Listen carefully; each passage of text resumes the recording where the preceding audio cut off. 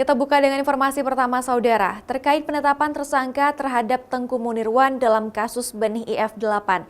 Koalisi NGO HAM Aceh melaporkan Presiden Jokowi dan beberapa pejabat lainnya ke Direktorat Kriminal Khusus atau Ditreskrimsus Polda Aceh pada hari Jumat 19 September petang.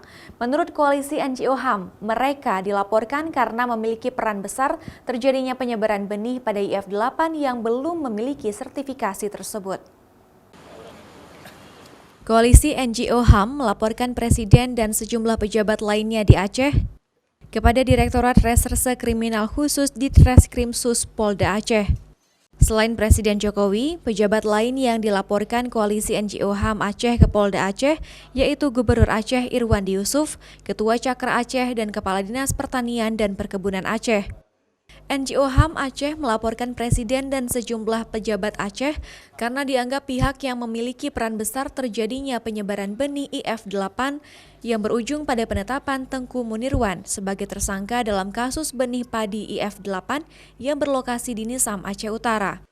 Presiden Jokowi dilaporkan karena diduga paling sering memerintahkan untuk swasembada pangan dalam rangka ketahanan pangan dan ikut terlibat dalam menyuruh petani untuk menanam padi IF8 kepada masyarakat. Sedangkan Gubernur Aceh Irwandi Yusuf, Koalisi NGO HAM, menyampaikan dugaan turut membagikan langsung benih IF8 kepada petani.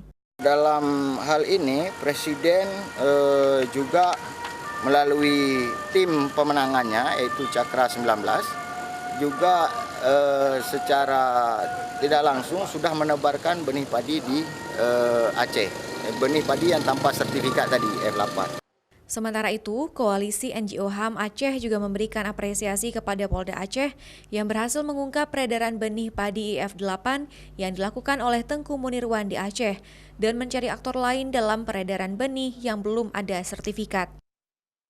Sebelumnya, diberitakan benih padi IF8 yang diperdagangkan oleh Tengku Munirwan merupakan benih padi ilegal karena belum mempunyai sertifikat yang dikeluarkan oleh Kementerian Pertanian.